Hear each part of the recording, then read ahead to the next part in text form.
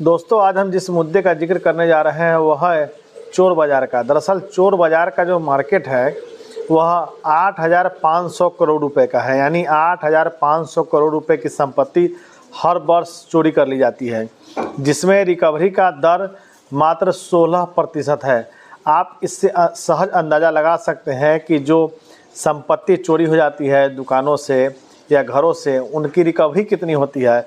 यह एक बड़ा सवाल है, क्योंकि जो सिस्टम, जो तंत्र, जो पुलिस का तंत्र, जो खुफिया तंत्र, वह हाईटेक नहीं हो पा रहा है। और उससे कहीं ज़्यादा हाईटेक अभी देश में जो मौजूदा चोर हैं वो हो रहे हैं, क्योंकि जिस तरह से मात्र 16% रिकवरी का रेट है देश में, उससे यह तो नहीं लगता कि चोरी की घटनाएं रुकेगी।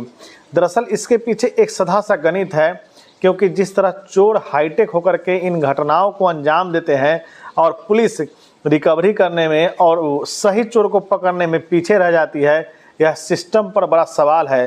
क्योंकि अब जिस तरह से साइबर फ्रॉड का ये मामला आ रहा है वह तो खैर पुलिस से काफ़ी दूर जा चुका है। एक आध दो मामलों को छोड़ दें तो पुलिस इस मामले में अभी कुछ भी नहीं कर पा रही है।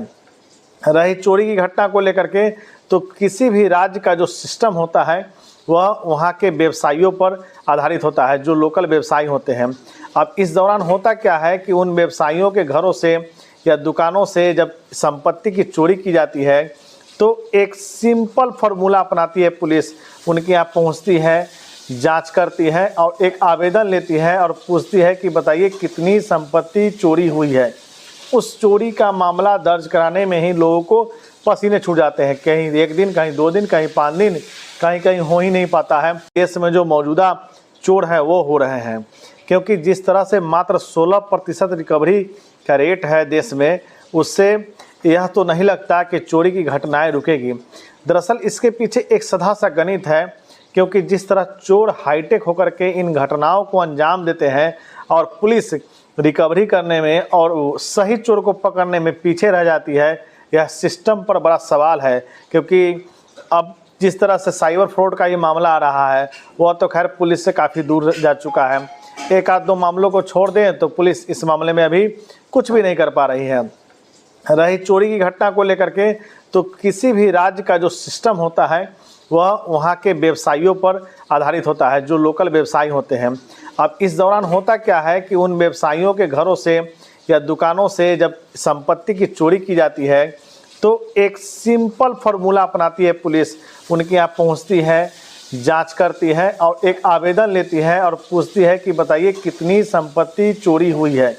उस चोरी का मामला दर्ज कराने में ही लोगों को पसीने छूट जाते हैं। कहीं एक दिन, कहीं 2 दिन, कहीं 5 दिन, कहीं कहीं हो ही नहीं पाता है, ताकि आंकड़ों को छुपा लिया जाए। क्योंकि जो NCRB का जो डाटा है वह डाटा उन्हीं डाटा से लिया गया है जहां मामला दर्ज कराया गया है। अब जब मामला ही दर्ज नहीं होगा तो वह रिकॉर्ड में जाएगा ही नहीं और सरकार के पास या फिर गृह मंत्रालय के पास वह डाटा नहीं पहुंच पाएगा। अब जो मामला दर्ज होता है उन मामलों में होता क्या है कि पुलिस एक नंबर दे देती है और नंबर देने के बाद में यह आश्वासन देती है कि माल की रिकवरी कर ली जाएगी, चोरों को जब पकड़ लिया जाएगा। लेकिन होता कुछ नहीं है, क्योंकि ऐसे मामले लगभग न होने वाले 84% है, क्योंकि मात्र 16% रिकवरी यह दर्शाता है कि पुलिस चोरी के इन मामलों में करती क्या है। पुलिस कुछ कर नहीं पाती है। आपको बता दें कि देश में 1 लाख कार हर वर्ष चोरी कर लिया जाता है, लेकिन जब उसके रिकवरी की बात आती है तो उसका रिकवरी रेट महज 16 से 30% है। तो ऐसे में सवाल उठता है, क्या जो भारत में चोर का जो बाज़ार है वह बहुत बड़ा बाज़ार है। लोग बाकी परीक्षाओं में, बाकी क्राइम में एक सिंडिकेट का नाम देते हैं, जिसमें होता क्या कि एक नहीं कई मेंबर होते हैं, उसको चलाने वाले कई लोग होते हैं और उनको पकड़ने में पुलिस के पसीने छूट जाते हैं। जब मामला लीक हो जाता है, जैसे हाल ही के दिनों में मैंने पेपर लीक का मामला उठाया था, आपने देखा था कि जब पेपर लीक होता है या कोई बड़ी वारदात होती है, जब कोई घटना होती है, हंगामा होता है, तब पुलिस को सूचना मिलती है कि वहाँ पेपर लीक जैसी घटना हुई है। ठीक वही हालात चोरी की घटनाओं के साथ होते हैं। जब चोरी की घटना हो जाती है और पुलिस के समक्ष FIR दर्ज करने की चुनौती होती है, पुलिस के समक्ष संपत्ति की रिकवरी की चुनौती होती है, पुलिस के समक्ष चोर को पकड़ने की चुनौती होती है, तो ऐसे में पुलिस उन मामलों में जहां हाई प्रोफाइल मामला है, जहां बड़े लोगों का मामला है, उस मामले को तो बड़ी आसानी से निपटा देती है, उस मामले को डिस्पोज कर देती है, चोरों को पकड़ लेती है, संपत्ति की थोड़ी बहुत बरामदगी भी हो जाती है कभी कभार बड़े मामलों में। लेकिन सामान्य मामलों में पुलिस ऐसा नहीं करती है, क्योंकि जब इस तरह की घटना होती है तो जो पीड़ित होते हैं वो ऊपर के पदाधिकारियों तक नहीं पहुंच पाते, उन तक वह बात नहीं पहुंच पाती, और वह धीरे धीरे जब समय बीतता है तो मामला को डिस्पोज कर दिया जाता है, यानी केस का डिस्पोजल कर दिया जाता है। अब ऐसे में सवाल उठता है कि अगर क्राइम के रेट में चोरी एक बहुत छोटा सा अपराध है, तो जो व्यवसायी अपने जीवन भर की संपत्ति थोड़ी बहुत अर्जित करके दुकान व्यवसाय घरों में लगाते हैं और उनकी रिकवरी नहीं हो पाती है, तो ऐसे में सवाल उठता है कि आखिर उन व्यवसायियों के साथ क्या होगा। वो व्यवसायी कहाँ जाएंगे, न्याय के लिए कहाँ जाएंगे? क्योंकि एक साधा सा सिस्टम है जहाँ वो आवेदन देंगे, मान लेते हैं कहीं घटना हुई, पुलिस ने एफआईआर भी दर्ज कर लिया, उसमें कार्रवाई नहीं हुई, तो एक दो बार वह वहाँ के पुलिस अधीक्षक या सीओ के पास जाकर अपना शिकायत दर्ज कराते हैं या आवेदन लेके जाते हैं। उनको आश्वासन वहाँ से ही मिल जाता है कि पुलिस इस मामले को देख रही है, अब और बहुत जल्द ही हम मामले का खुलासा कर लेंगे। लेकिन होता कुछ नहीं है, क्योंकि यह एक बड़ा चोर का नेटवर्क और बाज़ार है।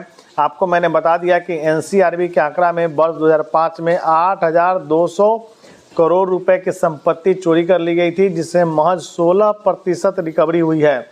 अब ऐसे में आप सहज अंदाज़ा लगा सकते हैं कि आखिर इन संपत्तियों की रिकवरी और चोरों को पकड़ने के पीछे जो पुलिस की शिथिलता है, या फिर टेक्नोलॉजी की कमी है, या फिर उन तकनीक को नहीं अपना रही जिससे वो पकड़ पा रही है। तो ऐसे में एक सवाल उठता है कि क्या भारत में चोरी रुकेगी? क्योंकि अभी एनसीआरबी के जो आंकड़े आए हैं उसमें 23,016 मामले वर्ष 2023 में रिकॉर्ड किए गए हैं गृहभेदन के, यानी घरों में चोरी की जो घटना है वह 23,000 दर्ज किए गए हैं। अब ऐसे में सवाल उठता है कि जब इतने बड़े पैमाने पर बाइक की चोरी, कार की चोरी और घरों में चोरी जब हो जाती है, तो आखिर उन मामलों को खुलासा करने के लिए पुलिस के पास क्या तंत्र उपलब्ध नहीं है? क्या पुलिस का सारा सिस्टम चोरों के आगे फेल है? क्योंकि एक समय था जब सीआईडी बहाल होती थी और बड़ी बड़ी घटनाओं को खुलासा कर लिया जाता था, चोरों को पकड़ा जाता था, अपराधियों तक पुलिस पहुंच जाती थी। लेकिन आज कमोबस ऐसी स्थिति आ गई है कि इन मामलों पर ना तो पुलिस ध्यान देती है और न पीड़ित व्यक्ति इस मामले को लेकर आगे बढ़ पाते हैं। अब सबसे बड़ा सवाल यह उठता है कि क्या चोरी को, साइबर फ्रॉड को या इन अपराध को अब जीवन का एक हिस्सा मान ले? क्या अब यह एक बदस्तूर यह चीज़ जारी रहेगी? क्योंकि पहले तो इन घटनाओं को रोकने के लिए, डकैती को रोकने के लिए उन क्षेत्रों में थाना का स्थापना की गई। यदि थाना की स्थापना होने के बाद भी, थाने में पदाधिकारी रहने के बावजूद भी अगर इन मामलों का खुलासा नहीं होता है, तो आप सहज अंदाज़ा लगा सकते हैं कि हालात कैसे हैं। क्योंकि भारत सरकार के गृह मंत्रालय के एनसीआरबी के जो आंकड़े हैं वो डराते हैं। वो हमें यह बताते हैं कि भारत में किस तरह के अपराध कितने हो रहे हैं, और इन डाटा को देख करके, इन आंकड़ों को देख करके डर महसूस होता है। लेकिन इन डर को दूर करने के लिए गृह मंत्रालय, भारत सरकार या फिर जो